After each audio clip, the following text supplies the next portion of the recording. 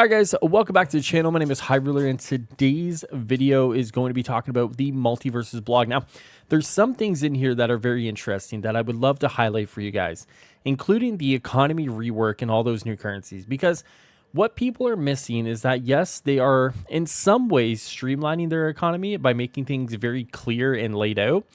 In a lot of ways, I think they're going to make things a little more confusing and probably less player friendly, only because they're not really sharing kind of the rate at which we're going to earn those currencies and how expensive things are going to be as well, which I think that's going to be very telling when we boot up the game on the 28th and people are going to find that their currency may not actually match up with the prices of things. So keep that in mind. But today's video, we're going to hone in on the Battle Pass. Now, the Battle Pass is kind of interesting for a couple of different reasons. Now, the big one is that Jason Voorhees is going to be locked behind the Premium Battle Pass, and you can kind of assume that every Season Pass or Battle Pass will have a premium character, locked to it, right? So this one could be Jason, and then depending on the next season would be a different character, right? And that is kind of interesting for a couple of different reasons, because we don't really see this kind of system used anymore, right? Off the top of my head, there's two games that use this system, right? One being Valorant and the other being Overwatch 2. Now, Valorant still uses this system to this day, where if you pay $10, you get the character and you get a bunch of other things, right? Valorant is kind of an anomaly, though, because I think people who play Riot games are very okay with spending money, right? And I think it's very interesting the way Riot kind of monetizes their games, for example. On the other side of that coin, Overwatch 2 had this system, and after a year and a half, they actually ditched it and made every character free because of the backlash. There's a lot of reasons to kind of go with this system, and there's a lot of reasons to go against the system, right?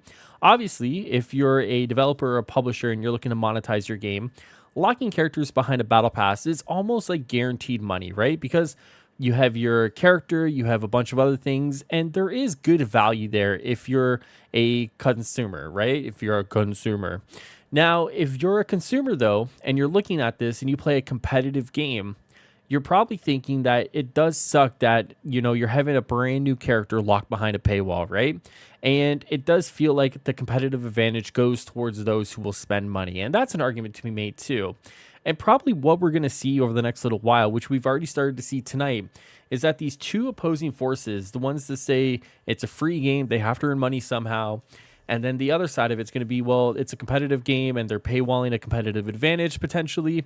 And you're going to see these two forces go head to head over the next little while, right? And we're already starting to see that on Twitter, where a lot of people are now comparing this to Overwatch 2, and some are comparing it to Valorant. Truthfully, I think this game will probably go the way of Overwatch 2 rather than stay the way of Valorant. And that's truthfully because, like I said, people who play Valorant, for the most part, are seemingly very okay with spending money on monetization models, right? When I look at Valorant, it's usually second to like a World of Tanks, for example, with how much you pay for microtransactions, right? You could pay a lot of money for a weapon skin in Valorant, just like you could pay upwards of $60, $70, $80 for a tank in World of Tanks, right? There are some games where you can get away with it. I don't think this is going to be a game where you're going to be able to get away with a character locked behind a premium battle pass. I just don't have the vibes there, and there's a reason for that. Players First Game have been very player focused and player centric in the way they do things, right? They haven't really gone after leakers. They've been very, engaged with the community, and seemingly everything that they've done has been very much onto the point of like, we care about our players. We want our players to play our game, and we don't view them as like pay pigs, for example, right? And I think when you have that reception and that kind of, respect from your community, you do get a long rope here, right? Not everyone's going to be burning you at the stake at every, kind of small mistake here. But I think what's going to happen here is that people are going to look at certain things with a little less trust here, right? So for example, they're probably going to look at this battle pass situation and some of that trust is going to be eroded. They may look at some of the economy updates here if my thinking is to pan out here, and that could erode a little bit of trust. And then what you'll start to see is that more seasons are going to come out and more cool characters are going to be locked behind that paywall, and people might feel just a little bit more discouraged each and every time because it's like, oh, like this character came out and I have to pay like the $10 or whatever. And is $10 like a lot of money? I would argue for me, spending $10 on a game I'm probably going to get 30, 40, 50, 60, even more hours out of is not a lot, right? But I can also understand the competitive, argument to be made there, and that's a competitive advantage that you're locking behind a paywall. And that does suck. I think one of the things you'll see is that a lot of people are going to say that this game is monetized so heavily right now. Anyways, why lock characters behind the battle pass? And I think that's where a lot of the arguments are going to be had, right? This game is very monetized, much like a lot of live service games are. But there also is a competitive focus to it, which means that a lot of the time you do have to learn a character quite quickly if you're going to play on tournaments or online kind of events. So there is kind of a push and pull here that I think we're going to see manifest itself. But I don't have the right answer here. You look at other games that are in the fighting game, scenes such as Mortal Kombat or Street Fighter or Tekken, which are locking characters behind, season passes, for example. And the question then remains, what's so different about locking behind a battle pass versus locking 4 or 5 characters behind a season's pass and charging more for it? And I think that's even a conversation to be had here as well, because you look at the Tekken situation or even look at the Street Fighter situation, which are heavily monetizing their games. Tekken, very much so went through the ringer with their community, and then Street Fighter just announcing that they are, bringing back all this classic music, but they are charging for it as well, right?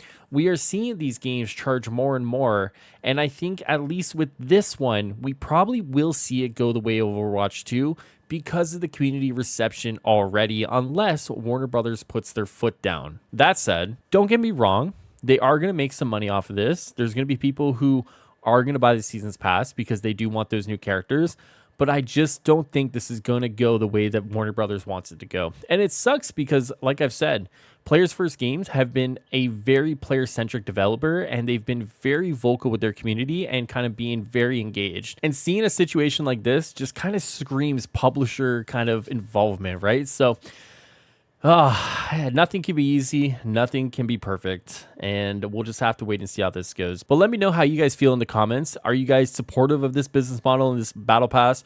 Would you guys rather an Overwatch situation? Let me know, because I'm very interested to see how this one goes. I think there's going to be a lot of conversation here. But regardless, if you guys want more Multiversus content, make sure you subscribe to the channel, like the video, leave a nice little comment. Otherwise, I'll see you guys next time here. As always, enjoy the rest of your day and the night. Take care of yourselves. Later, guys.